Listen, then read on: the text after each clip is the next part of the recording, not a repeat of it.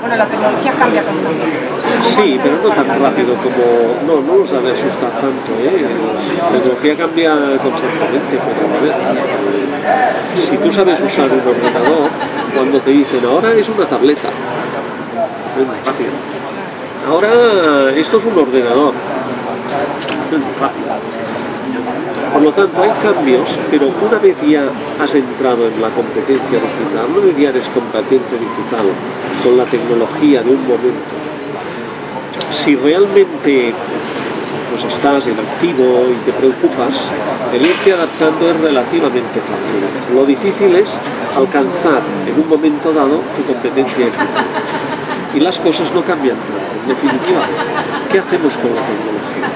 Escribimos, cambian los programas, sí, pero a ver, el Word de Microsoft, el Write de Mac, hace muchos años que son el mismo, que le ponen nuevas funciones, sí, pero hace 2 décadas, que básicamente es lo mismo, pero la tecnología cambia, ¿no? Las presentaciones multimedia, las hojas de cálculo, hace 20 años son lo mismo, cada vez más fáciles de usar, sí, cada vez más intuitivas, cada vez más sabe la hoja lo que tú piensas hacer con la hoja, sí, pero es la hoja de cálculo. Por lo tanto, que aparecen cosas nuevas, sí, pero de lo que aparece nuevo, muchas cosas no llegan ni a despuntar. Por ejemplo, aparecen mandos a distancia para la clase, para que el profesor diga, alumnos, tenemos 3 opciones, esto y esto, voten ustedes. Cada alumno con su mando, inmediatamente dice el 30% de los alumnos ha dicho A, el 40%. Esto es bonito, pero no funciona. Entonces los mandos a distancia están ahí, han tenido un uso mínimo y seguirán teniendo un uso mínimo. Son una tecnología que yo la llamo gadgets opcionales. En cambio hay otra tecnología que esta es fundamental, por ejemplo el videoproyector. El videoproyector para tener un dispositivo y proyectar, esto es imprescindible. El videoproyector o su hermana mayor, la pizarra digital interactiva, estos han venido para quedarse. Hace 15 años que han llegado, 20, la tecnología cambia, pero si tú tienes un videoproyector y un dispositivo, pues ya está. Por lo tanto, ahora viene la realidad aumentada. ¿Tiene posibilidades? Sí, lo veremos dónde llega. No necesitamos, es decir, no podemos decir aumentar en todas partes ahora, no.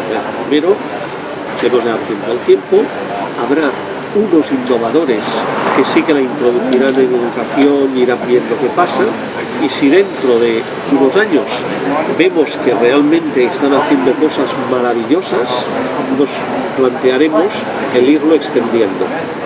Pero la mayor parte del profesorado, hoy por favor no se preocupen de la realidad aumentada, puede ser que no llegue a florecer, que se busque antes y saldrá otra cosa que será mucho mejor que la realidad aumentada. Por lo tanto hay que hacer las cosas bien. Desde mi punto de vista, la clave en esto, como en tantas cosas, es hacer las cosas bien. Y el problema es que muchas veces se hacen mal. Se da mala formación al profesorado, a pesar de que se quiere hacer bien. Se usa mal la tecnología, con muy buena fe, se usa mal. Y mi trabajo es este, es en los contextos en los que tú, asesor o lo que sea, ver de orientar buenos usos de la tecnología que proporcionen un valor añadido claro, con lo que conseguimos que aquello fructifique y se vaya expandiendo. Bueno, otra pregunta. Sabemos que como docentes debemos de desarrollar diferentes habilidades. En alguna entrevista usted menciona como que se deben despertar inteligencias, capacidades, funciones inteligentes. A mí se me hace imprescindible el desarrollo de la creatividad. Sí, totalmente de acuerdo. ¿Cree que el docente es responsable de alguna manera en el desarrollo de esto? Totalmente, claro. A ver, una de las competencias que hay que desarrollar y que sí, hay quien está más bien dotado para la creatividad y que no está menos, pero que en cualquier caso se desarrolla con la práctica. Una de las competencias generales que hay que desarrollar pues es la creatividad creatividad, la imaginación, la creatividad, y esto es competencia al docente. Tiene una importancia capital, fundamental en ámbitos de infantil, primaria, eso es lo que es la enseñanza obligatoria, pero más allá de esto, en cualquier contexto educativo y en los tiempos que corren, que nos hemos de enfrentar continuamente a situaciones nuevas. Porque hace 100 años, cuando alguien estudiaba una carrera y le decían, mira, medicina, en ingeniería, tú te puedes encontrar a la hora de construir puentes que se den estas 40 situaciones. Si se da la situación 1, has de hacer esto. Si se da la 2, has de hacer esto. Estaba todo claro. Entonces tú hacías una carrera y si eras un buen estudiante y te aprendías todo lo que hay que aprender, cuando te ponías a trabajar, te salía la situación número 13, tú decías, la situación 13, ya me acuerdo, es esto, aplicabas. Pero hoy en día, aunque tú hagas una carrera y te digan cuáles son las 40 situaciones que te puedes encontrar, enseguida saldrás a la vía, a la calle, y habrá la 41. A 42, porque estamos en un mundo de evolución que van cambiando rápidamente las cosas. Entonces tú dirás, no me sirve, ¿qué hago?